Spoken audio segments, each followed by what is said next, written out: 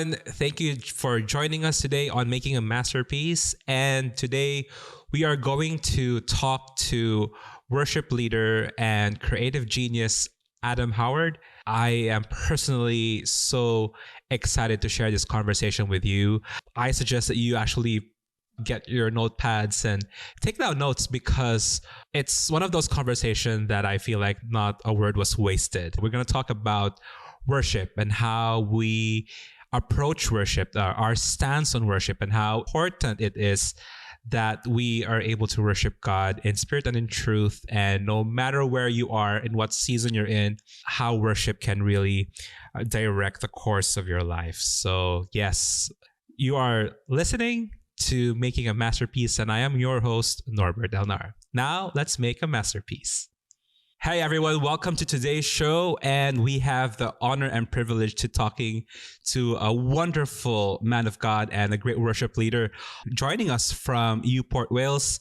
Please welcome to the show, Adam Howard. Adam, hi, how are you? Hey, I'm good, thank you. It's so good to be with you this morning. Yeah, thanks for inviting me.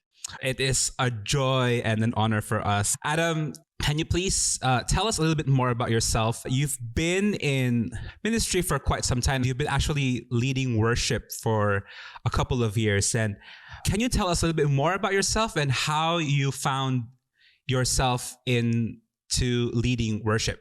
Yeah, sure. So I'm going to give my age away when I start talking now, which is a terrible thing, right?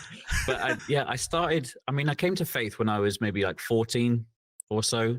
I'd always been a musician. I'd learned to play brass instruments and played a lot in school and with orchestras and that kind of thing. And so when I came to faith, that like music was already in me.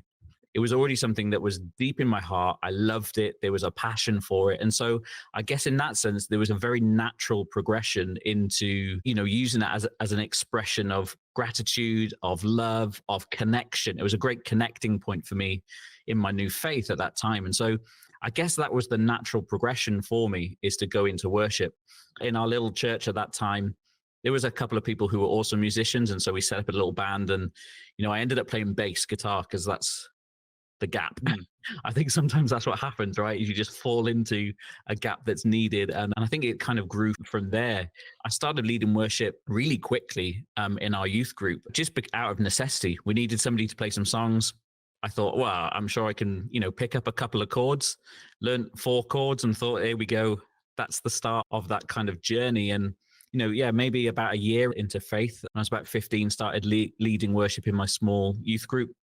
And then it just grew from there, really. And so now I've been leading worship for 25 years-ish. Wow. In various places while I was in university, in the kind of the Christian Union group there, at conferences, in the local church. And I mean, I love it. I absolutely love it. It's the place where I feel most comfortable. It's the place where I feel most connected, and not just in that place of on a stage. Absolutely not. I think it's the place like in your prayer closet. It's that place, those secret places where that musical expression, it's my way of pouring out to God and connecting with him. And yeah, that kind of, it just grew from there. I guess the story really in the big picture of my whole life, and worship comes into that element too, is just keep saying yes. When God puts opportunities in your place, you go, yeah, okay, I'll give it a go. And if the doors open and things start to progress, then you kind of move in the direction that he is calling you in. And so I guess in that sense, you just say yes to what's there. The gap initially was playing bass guitar. So I said, yeah, cool, I'll do that, no problem. And then somebody said, hey, can you lead worship? I said, yep, sure, no problem. In my work life, people have said, hey, do you know how to do graphics? I've said yes. Bought a book, worked out how to do that, and you just, go through the doors that God's opened. So, yeah, so 25 years later, I'm still leading worship, grounded in kind of local church. I'm a firm believer that local church is, the hope for our nations, really. Mm-hmm. And so that's where it has to start, really. It starts from a personal connection and then overflows to local church, and then wherever, it goes from there. Yeah, that's very interesting. I hear this story a lot, and I'm sure like a lot of our listeners can relate to that, where you fill in a gap, and because it was a natural progression for you to be in the music arena, and then you step into another role from time to time. But was there a moment that you actually realized that, okay, like I think this is where God really wants me to be, like in worship, because a lot of people do a lot of things in church. In a local church, we know that there's always a need everywhere. But for you to be able to like stick and to be in that field of service, was it something that just clicked, or how did you realize that it was your purpose, that you're supposed to be there? I think this is maybe talking a lot more broadly, not just about the kind of music thing, but if I can just talk more broadly to begin with and then kind of bring it back. I think that a lot of time with gifts and calling like this, it's also what's recognized by other people and what is called by other people. And so when you are operating, and it's a natural thing for you, for me, playing music and being musical and creative in that sense, it comes naturally to me. It's something that, now as a believer, I believe is a gift from God, that I have that creativity within me, and I feel like it's placed, and I've been positioned within that. But I think when you're doing it and when it comes naturally, it's very hard to think that it's anything other than just, well, this is just what I do. Do you know what I mean? And so I think sometimes those gifts is about what's called and recognized by other people too. And so I guess that's almost where the realization comes that, okay, maybe there is something here. Then that's where you start to dig into it and test the words that come, that you kind of work that stuff out. But so I think it initially came maybe quite early on in leading worship in my small group, like I said, when I was maybe like 15 or so, that people started to say, hey, you're really gifted. I feel like there's an anointing on you to do this. And so then you kind of go, oh, well, this changes my perception a little bit. And then you start to kind of test it. And again, I think it's those things that come very naturally to us. I think we can very quickly dismiss things that are just what we would say, oh, it's just my natural ability. I'm just good at it. I think those things are placed by God in you. And there is a purpose in why you're good at what you do. I mean, like for you, Norbert, you're very good in seeing this creative brand picture. That's no accident. That has been placed in you by your Heavenly Father. And it is for purpose, but also there's people along your journey as well that I'm sure that you can think about who said, hey, Norbert, you're really good at this. Why don't you pursue that? Why don't you dig into that? And I guess that's part of that journey. Wow. You're trying to say like it's really natural gift from God, that we did not do anything to get that. It was just given. And then people see it, they point it out, then gets confirmed. And then it's you suddenly, I feel like you grow in confidence, and then you walk into that authority. And yeah, that's amazing. And I mean, just because it's a natural thing that comes doesn't mean you don't have to work at it. Yeah. There's still a lot of work in it. Again, you think of like the parable of the talents. Yes, there was maybe an ability and an aptitude for the thing with the people who invested more, but they still had to go to work and do some effort. Yeah. To do it. So, and I think so often we get people who are really gifted, and that's amazing. But there's also hard work and hard graft that come with that too. And I think that's the difference between a natural ability and a craft and a gift. Does that make sense? I think there's a partnership with like hard work and the natural ability that is a beautiful synergy that brings about the best of the gift that God has given you. Wow, that's 100%. Absolutely. Okay, this is a two-layer question. You've said that you've been leading worship in like 25 years. My first question is, have you ever felt like, I'm sure it's a very long season, but in those seasons, was there ever a time when you really felt like spiritually dry? And to follow up that, how did you overcome that? Especially that you're the ones always in front. People are expecting you to bring in more than when people are having a bad week or a bad day. Wait, it's okay, but you're the one leading us. You shouldn't have one. So how did you do that? Yeah, I mean, the short answer is absolutely, because just because you operate in a gift doesn't mean that you're not human and don't go through those, seasons. Seasons are a natural part of life. And I think, we have to be okay with acknowledging the season that we're in. We can't live in this endless summer all the time. That's not reality. That's not how it works. And actually, winter is really important for the new growth of spring. And sometimes we have to go, man, I'm in winter right now. It's hard. It is cold outside. I'm not feeling the warmth of the sun. I feel you. Absolutely. Do you know? But we have to acknowledge those places. And I think that's part of those, getting out of those dry moments is acknowledging that you're in it first, and stop kidding yourself that like, oh, no, I'm fine. No, just say, hey, man, it's tough. It's winter. It's hard. And I think, like every season, you go through these patches. I think For me, one of the things I can remember most recently is, and this isn't probably going to be a surprise, is COVID. Hmm. Like COVID for local church was hard. Like we were not prepared in lots of places to start putting everything digitally. We just weren't in that space.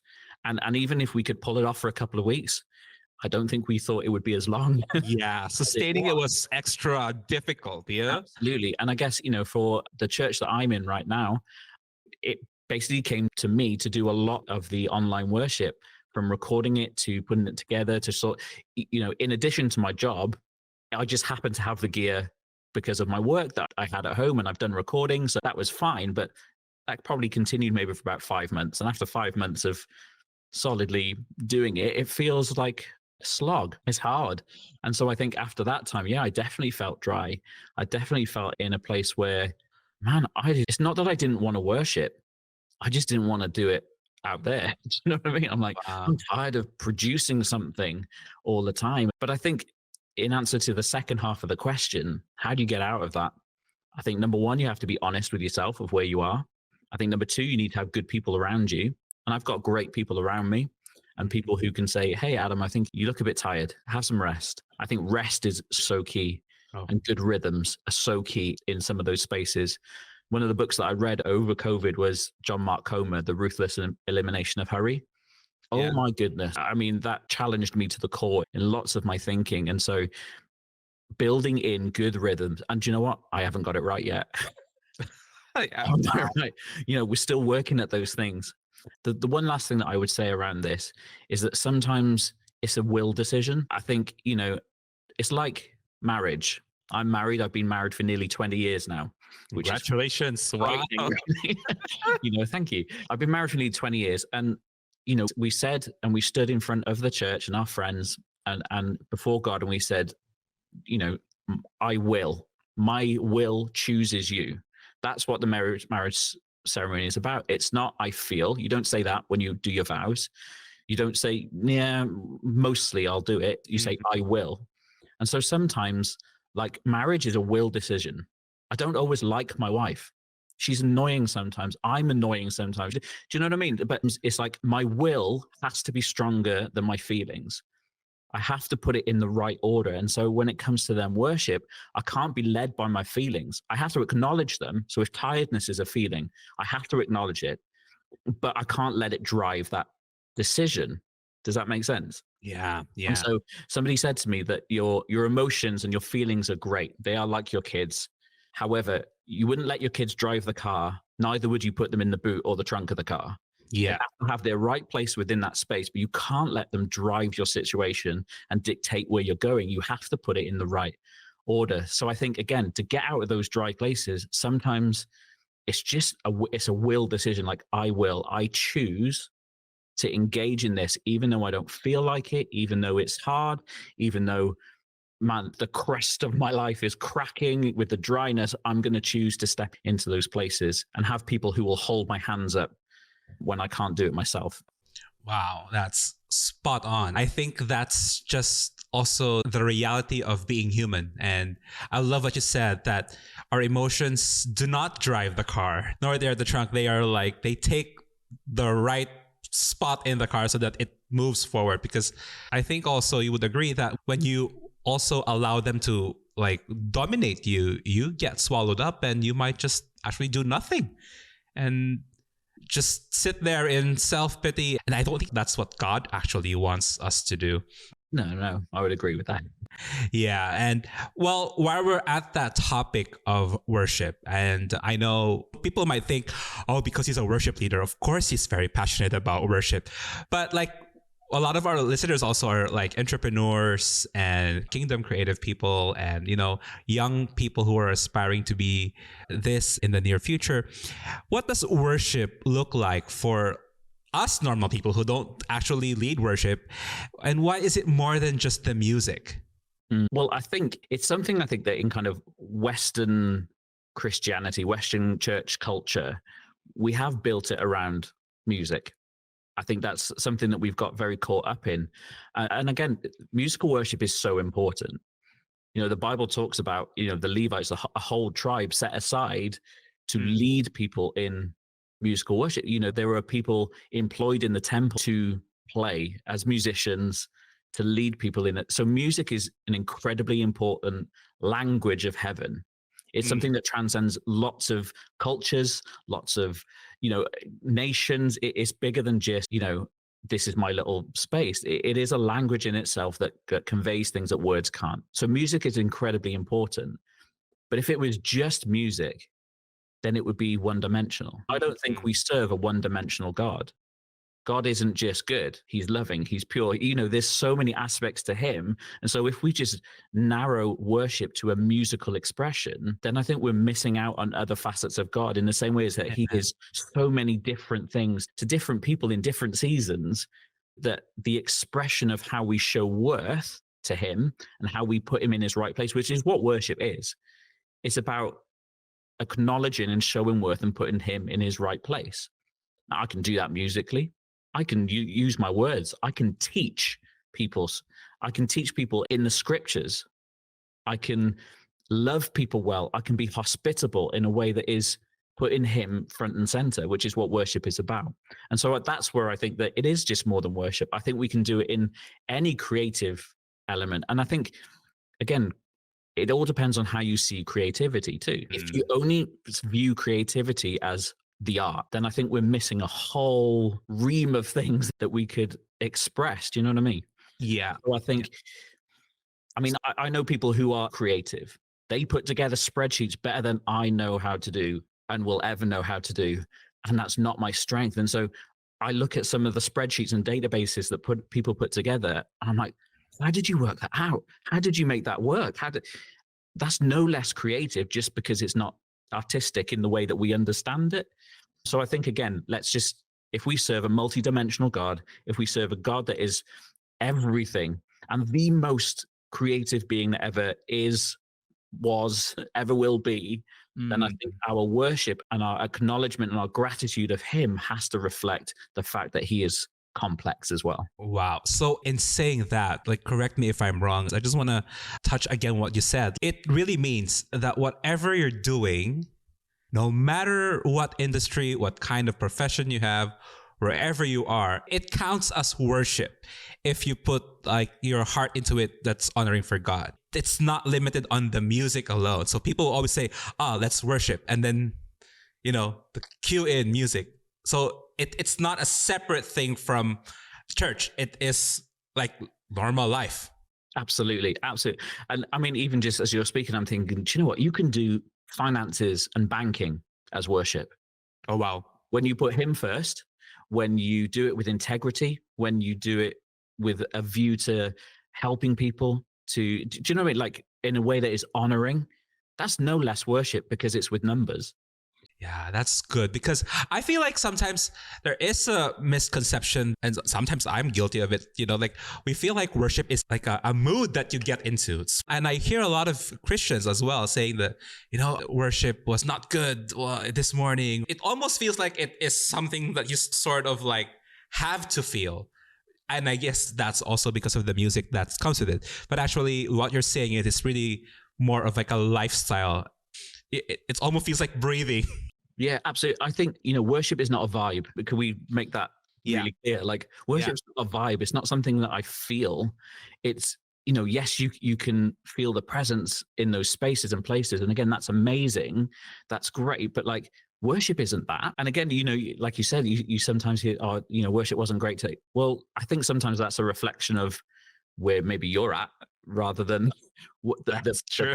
Let me say the product that you've been given that morning. Let me say this. I'm a firm believer that how you're captured is how we'll have to keep you. And when it comes to local church, I think that's really true. So how you're captured is how we have to keep you. So if you've come in and the music is amazing and the band is great, do you know what? Even if the coffee is really good, if that's what captures you, if any of those things change, you're going to be disappointed, disillusioned, and you'll go. So if the coffee, if it changes brand, it's not quite as good, you'd be like, wow, church wasn't so good today because the coffee wasn't great. Or, oh, did you hear what the guitarist did today? I can't believe you used that pedal. How weird was that? Do you know what I mean? If that is how you've been captured, but if you come into these spaces and places and you're captured by the presence of the Lord, if you're captured by his word, if you're captured by the things that don't change, like Jesus himself, if that's what captures you and captures your heart, Nothing else matters. then those are the things that are going to keep you there. And it That's doesn't matter if there's, a guitarist with 5 strings on his 6th string because he couldn't afford a 2nd string. Do you know what I mean? It doesn't matter if that's what you're getting. And it's not about product. It's about family. It's about togetherness. wow. Yeah. That's so true. That's so true. I think that's wow. You could have said it better. That's exactly what it is. Well, speaking of this spaces and music, you just recently released a song on all the streaming platforms, and the title is Come Lord Jesus. And I listened to it a few times. It was actually on repeat for the whole week on my computer. And I just wanted to ask about how was the process? I mean, I've worked in advertising for so long, and we know the process when it comes to when we're asked to make a jingle, a commercial jingle. There is a process we go. We do like research, and we always sort of like try to put the product benefit in the lyrics and make a catchy sound. But worship music is different. How did you create this music? I mean, just so that we are more familiar of how worship music is done. Is it like lyrics first, or does it have to have an order? Yeah, I think first thing, thank you for streaming. It's really pushed my numbers up. I think that's great. Thank you so much. For a long time, I felt like how I write music is very much kind of in my own space. It's on my own. It's in my, like I said, in my closet. It's in my quiet times. And the worship songs that I would write would come out of my personal worship and personal worship time with him. I guess this song is a little bit different. And this has really opened my eyes up to a bigger picture. A couple of years ago, I went over to Nashville in the States to attend a writing weekend that was hosted by Bethel. And in that space, we just pulled loads of people together who have a heart for songwriting and who are writing stuff on their own, and just bring it into a space of collaboration. I think collaboration is so important. Do you know, Norbert, we are better together. Absolutely. That's why church is body, and it isn't just single people running around doing stuff. This is together, and there is something that happens when people come together. You can do great stuff on your own, don't get me wrong, I understand that, but I think collaboration is such an underused tool, especially when it comes to creativity. Yeah. And so I guess this was the first space that I really started to do co-write. And so this song was born out of a co-write. While we were away in Nashville at this weekend, we had 5 different co-writes over a day and a half. And so we were just thrown in a room with 4 other people and said, hey, go and write a song together. So it was a very intense time. We were maybe given 2 hours to put something together, kind of the bare bones of these songs. And I guess each process then was very different. In some of those spaces, it comes really easily. And somebody might have an idea and it'll spark in somebody else and it'll bring something different that you haven't thought. Somebody will maybe come with half of a chorus, and then from there we start to build it out. And this song, I guess this was a hard one. Sometimes it doesn't always come easy. And this is what I was talking about in terms of graft. There is graft when there is craft. You don't get one without the other. And so I think this was a bit of a hard graft song, really. And it came out of that concept of and all around that first line, creation's groaning. Yeah. Like before you go, the first time I heard it, I thought it was a Christmas song. And I was like, wait, let me just for you guys, you're listening to this podcast, you need to check it out. But I'll just read the lyrics of the first line. Creation's groaning for the one most holy. Hearts awaken for the King of glory. Lamb of heaven, who alone is worthy. Our King is coming for the bride that's waiting. It's a powerful line.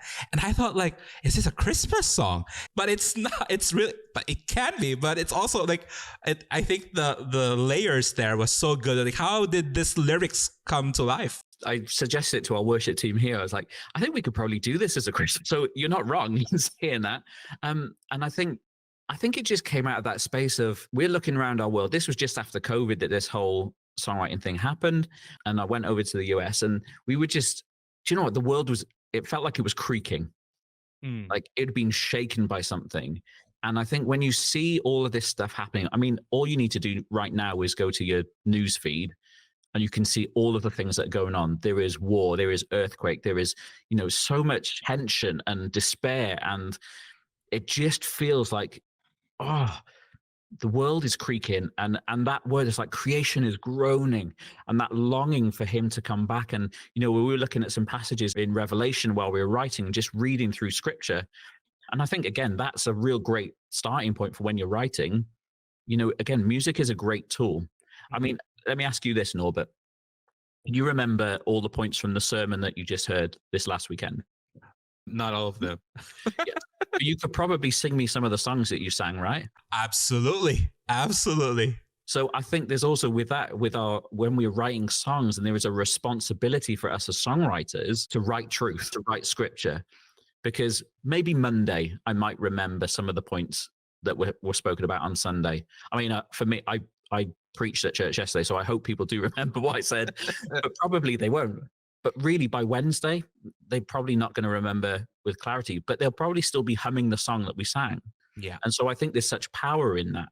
And so we have to make sure that we are writing truth and writing things that are from scripture, not just poetic and nice ideas. Yeah. There's space for poetic things. There is always room for that, but we have to make sure that we're writing truth. Anyway, let me pull it back to where we were talking about. And so I just felt like at that time we were in this room, and it just felt like this moment where, after everything that's happened with the pandemic, everything that's going on right now in our world, man, we need Jesus more than ever. Yeah. We need Jesus. And I think that's where it came from, of that thing of like, oh, come Lord, like we are longing for you to come back, to return for your church, to return for your bride, to restore us back to a new heaven and a new earth, and this new thing to come where, and again in that second verse it says about there's going to be no more mourning, no more hurting, no more pain, where death has gone and you've made all things new. Man, who doesn't want to live in that space? I do. Like, absolutely, that is my heart's desire. But there's this tension that we live in between the now and the not yet, that we live in this space where it's like, oh, my heart longs for heaven, and that's my desire because that's my home. That's where my heart is. That's where I belong. But I also have to live right now in this tension and in this fallen place. And it's interesting that you said about this maybe being a Christmas song. And I guess as you're saying that, I just thought, yeah, because the world still needs a savior. As much as it did 2,000 years ago, it still does now. And we're crying out for Jesus to come and inhabit those spaces and places that we desperately need him to be. Yeah, because I felt like when, the first time I heard it, like it did not have the Christmas bell sound. There was nothing festive about it. Like in first encounter, it doesn't sound like a Christmas song. But when I saw the lyrics and when I heard it, like, man, like it probably felt like that back then when Jesus was, was coming, and it hits so deep. And that's why I really wanted to ask about that lyrics. And so, yeah, thank you so much for sharing that. And I think that's been very inspiring to everybody's listening, no matter what projects they are pursuing, whether they're writing a song or doing business or, just going and showing up at work and making their best. Like, it can be a form of worship. It can be honoring to God, and it can be anchored on truth. Adam, it's been amazing talking to you. But I know as you are this creative genius and you're a worship leader, you're also leading a group in your job as well. Can you tell us a little bit about what you actually also do during the week, aside from writing songs and leading worship? And having a wife and having a family and having it's busy, but it's good. Yeah, I'm the marketing director, or director of media and communications is the official title for an organization called Orphans Promise. The Orphans Promise is part of a bigger organization called Christian Broadcast Network, or CBN. Maybe some of your listeners have heard of that, or they might know something like Superbook, which I know that you are aware of, Norbert, as well. Oh, and which has come out of CBN. Mm-hmm. So Orphans Promise is a humanitarian organization at its heart. And we work with, as the title says, orphans, but not just orphans, with vulnerable children, with vulnerable families and communities across the world. And we kind of operate within kind of 6 key areas of what we do. So we help with education projects, feeding and nutritional input. Discipleship is so key to what we do. Building into strong families. I think if we can keep families together, the children thrive. Mm-hmm. Building into communities, and then anti-trafficking projects that we work with across the world. I don't know if you guys have seen the movie The Sound of Freedom, which has come out recently. I just got a copy of it and I'm going to watch it. Yeah, and so I think that's very much, I say it's on the agenda. It's come to the forefront right now. And we get to be involved in some of these projects of Mm. rescuing people out of all kinds of different types of trafficking, but also a huge amount of work into prevention of that in the first place. I think we can deal with symptoms and we can help people, and we do an amazing job with trauma care programs that we run and retraining and reconnection and all of that stuff. But you know what? If we can help prevent it in the first place, then we can save people from a lot of other hurt and trauma as well. So those are the kind of 6 things that we look at: education, nutrition, discipleship, strong families, community transformation, and anti-trafficking. And our whole heart is to take these people from a place of at risk to thriving. That's incredible. I think my last question would be, just given what you do in your daytime job, which is not normal at all, that's a whole different level. How do you think your life of worship plays a role in your work life? How does that part connect to each other? I think there's a lot of overlap. I think excellence is one of my key things that I think I take into both. And excellence doesn't mean perfect. I think sometimes we can throw that word around of like, oh, it's got to be excellent, which means it has to be perfect all the time. And for me, that's not what excellence means. For me, excellence means doing the best you can with what you have. And so that is whether I'm playing in a worship team, whether I'm writing songs, whether I'm parenting my children, whether I'm being a good husband, whether I'm working and editing videos for my job. I just want to do the best I can with what I have. And that is a place of worship in and of itself. And that's excellence and honoring to him. And you know what? It doesn't matter if anybody sees what I do at my desk and what goes into making the videos that I do, because I know that there's one person who really does see the heart behind it, and it's him. Wow. God sees in those places where nobody else does. Yeah. In the attitudes that I have when I'm sat at my desk sometimes. He sees those things. And so I just want to do the best I can with what I have. And I think the other thing that comes in and covers a lot of those bases is something I touched on with the songwriting. It's about the power of collaboration. And I think within that, the challenge for us as creative, and at creative, I'm talking really broadly now as creatives, is being secure in what God has called you to. Yeah. Security and creativity sometimes battle a little bit, but we can't let insecurity win. And collaboration loses when insecurity wins.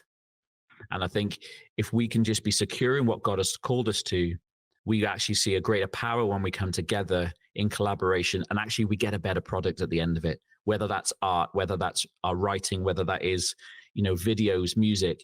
I think that there is a greater strength when we come together, and there's power when that happens. Wow. Absolutely marvelous. Adam, thank you so much for joining us. You have inspired us, encouraged us, and challenged us to the core of what it means to worship God in our workplace, in our own personal lives, in our families, in our churches. And thank you so much. We appreciate what you do, and we'll be praying for you. Thank you so much. Thanks, Norbert. Appreciate it. Thanks. How amazing was that? Oh, man. Adam, thank you so much. God bless your ministry, and thank you so much for the gift of music that you have shared to the world. I mean, bro, that's going to echo to eternity. And what an honor it is to actually give back to God and using our talents. I'm blown away. Thank you so much. So guys, please go ahead and check Adam's music on Spotify and all streaming platforms. You can listen to the song Come Lord Jesus on the major streaming platforms available. And you can also follow and subscribe to his YouTube channel. And that's at Adam J.R. Howard. Adam J.R. Howard on YouTube. And go ahead and just be immersed in the presence of God, listening to that music. And we just want to encourage everybody to really give the best to their master. That's what Adam said, when we always put our very best, our excellent work in everything that we do in an act of worship to God. And it's just one of the most amazing things that we can do as Christians. That's it for today. Again, as always, thank you so much for listening to Making a Masterpiece, wherein we are absolutely passionate about stories that build up your faith and inspire your business. Until next time, I'll see you then.